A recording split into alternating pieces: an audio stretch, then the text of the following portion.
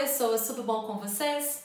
Meu nome é Jo Alves e hoje eu venho aqui mais uma vez para uma aulinha super prática em que a gente vai abordar a diferença entre grandezas vetoriais e grandezas escalares. Na nossa aula, além de abordar a diferença entre as duas grandezas, nós iremos falar sobre momentos corretos que nós devemos utilizar e como a gente distingue essas duas grandezas. Então, antes de mais nada, se você já gostou do tema, vou pedir para você deixar o seu like e acompanhar tudo que a gente vai falar nesse vídeo até o final. Vamos lá? Bora? Vem comigo?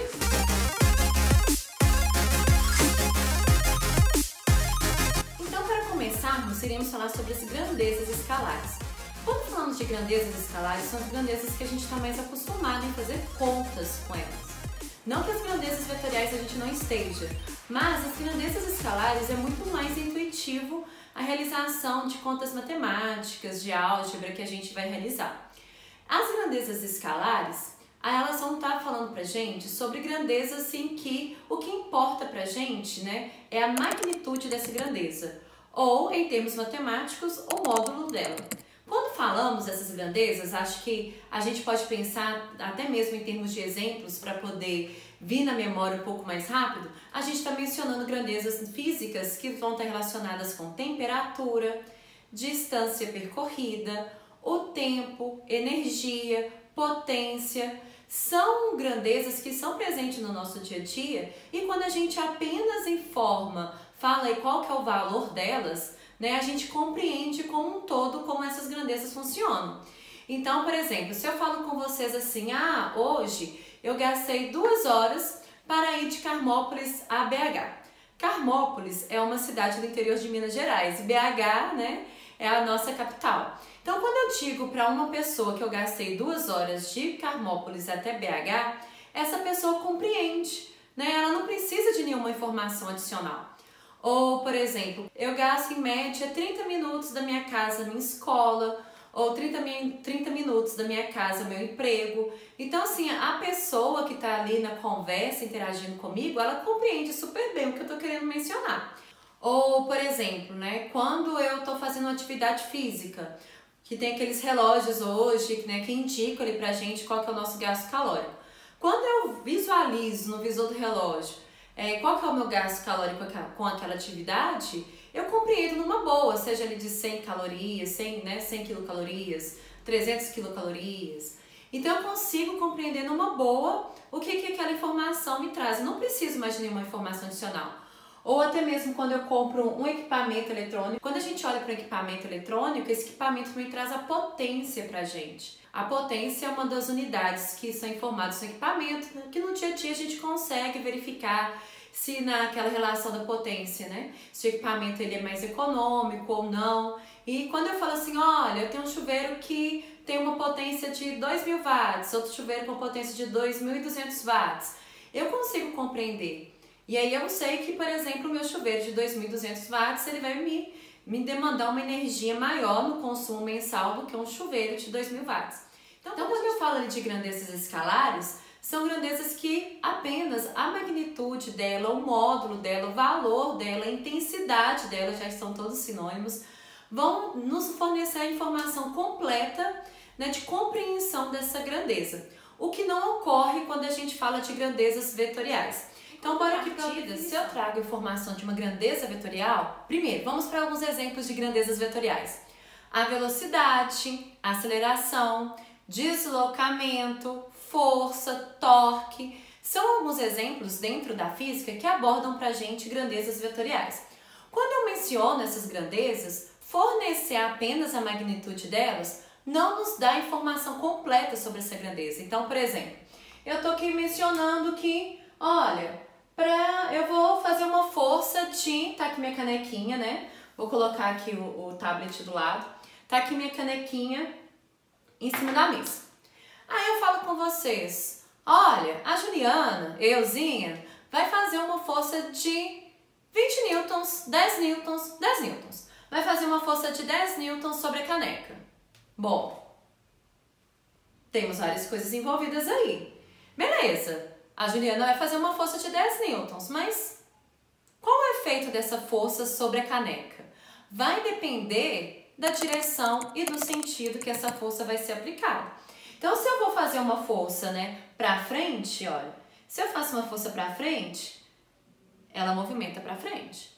Se eu faço uma força pra trás, ela vai movimentar aqui pra trás, ó. Se eu faço uma força pra minha direita, ela movimenta pra direita, ou ela pode movimentar pra esquerda. E eu também posso vir aqui, olha, e pegar a caneca. Ou seja, né, aqui eu tô fazendo uma força na diagonal, mas eu poderia fazer uma força de levantar a caneca, abaixar a caneca. Ou seja, uma grandeza vetorial, informar apenas a magnitude dela, a gente não tem todas as informações completas sobre essa grandeza. É importante também colocar aí pra gente qual que é a direção, né, horizontal. Tá aqui, ó, direção horizontal. Na direção horizontal, eu tô movimentando ela pra frente ou pra trás, que é o sentido. Então, horizontal pra frente, direção e sentido. Horizontal para trás, direção e sentido, né? Horizontal para a direita, direção e sentido. Horizontal, direção, sentido para a minha esquerda.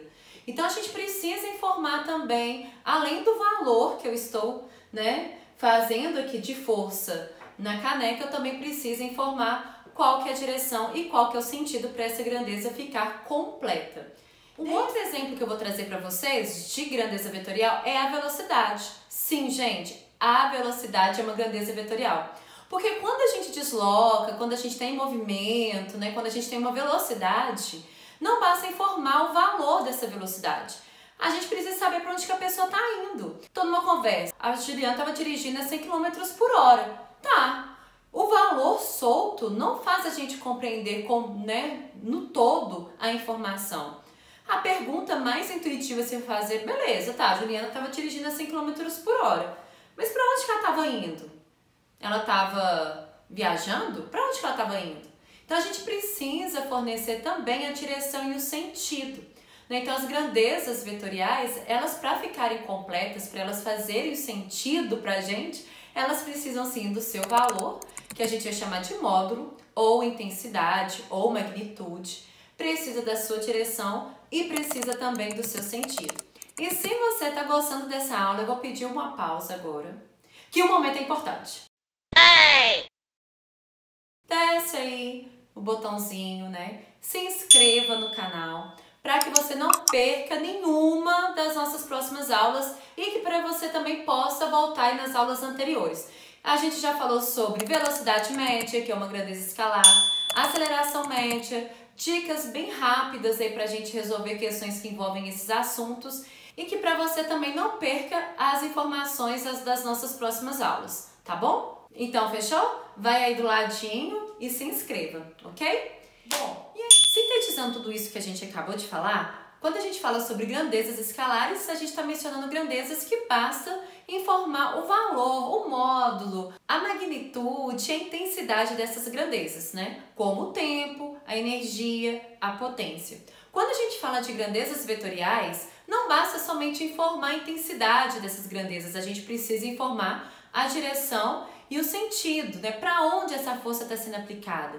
Em qual direção, em qual sentido esse carro está em movimento, né? E detalhe, hein? Quando a gente vai para o tratamento matemático dessas grandezas, a gente vai perceber também que a forma como a gente trabalha com elas é bem diferente.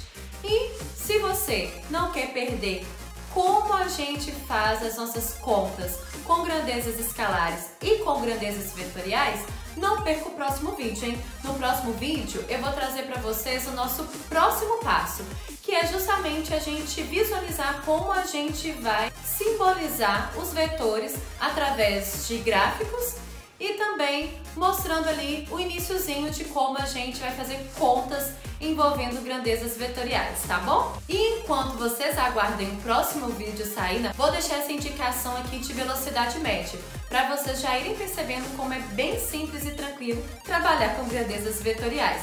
Um beijo e até a nossa próxima aula!